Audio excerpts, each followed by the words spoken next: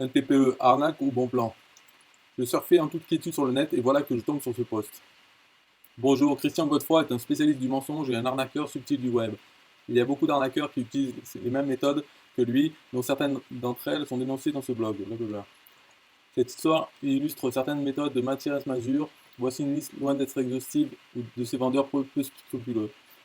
Aurélien Macker, Mathias Mazur, euh, Christian Godefroy, Sylvain Milon, Cédric Vimeux, Ludovic Barthélémy, Thierry Dubois, Kevin Pincher, Éric Barzin, Jérémy Allard. Il s'agit souvent de noms d'emprunt. C'est alors que je me dis, tiens, ces noms me rappellent quelque chose. Et effectivement, quelques-uns d'entre eux ne me sont pas totalement inconnus au bataillon. À commencer par Christian Godefroy, qui est mort, fondateur du Club Positif, tantôt présenté comme un gourou du développement personnel, tantôt comme un commercial chevronné qui n'hésitait pas à survendre ses produits à des clients en situation de faiblesse. Ces nombreuses affirmations marketing lui ont, selon ce topic, valu de nombreuses condamnations.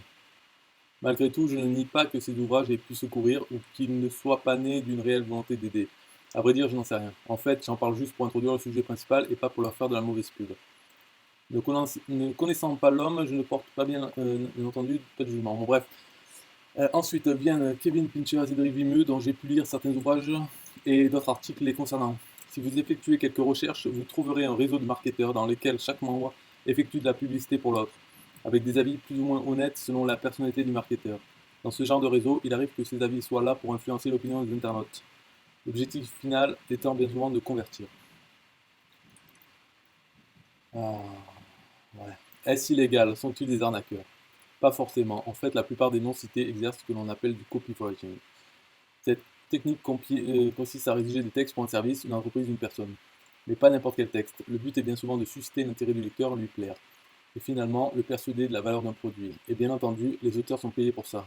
C'est un métier comme un autre, sauf lorsque la vie rédigée relève du mensonge et de l'escroquerie.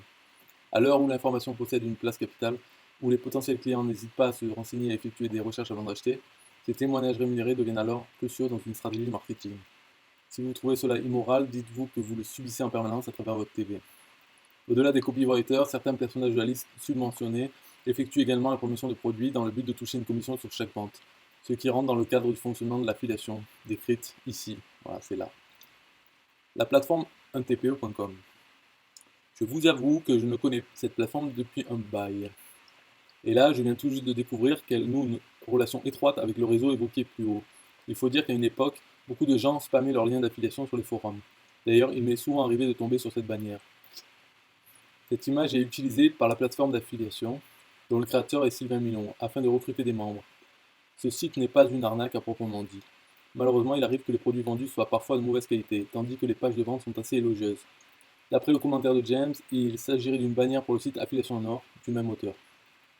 Le même procédé est souvent appliqué, vous atterrissez sur ce que l'on appelle une landing page, archi-vendeuse conçue par le vendeur. Un pro explique sa technique. Personnellement, je trouve ce concept des landing pages intéressant à étudier.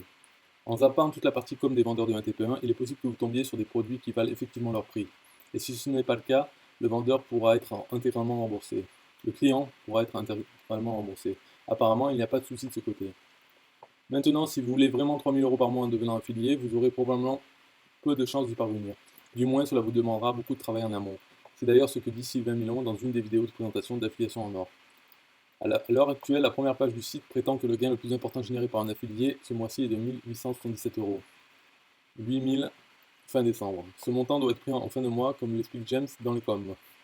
Mais qu'en est-il du 10e affilié? Peut-être est-il à 500 € et le centième. Sachant que la plateforme comporte plus de 120 000 affiliés d'après leurs chiffres. Un éclaircissement de la part de l'auteur sur ce point serait bienvenu. Autre info, un TPE bannit certains réseaux sociaux du fait que les affiliés postaient leurs liens un peu partout. Néanmoins, la plateforme utilise des noms de domaine de rechange pour se prémunir de ces sanctions.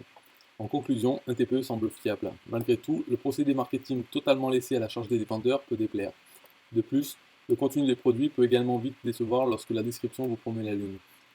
Après, si certains vendeurs mentent, je ne crois pas que ce soit entièrement de la faute de la plateforme qui est censée garantir un remboursement de 30 jours en cas d'insatisfaction, même si c'est bien elle qui accepte ou refuse les produits du catalogue.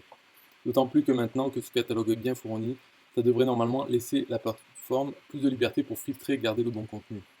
D'après ce que j'ai lu de Sylvain Milon, il m'a paru plutôt intègre. Et malgré le côté commercial, c'est le concept du site qui veut cela, et c'est ce qui lui permet de bien fonctionner. Un TPE représente pour moi un potentiel bon plan. Alléluia.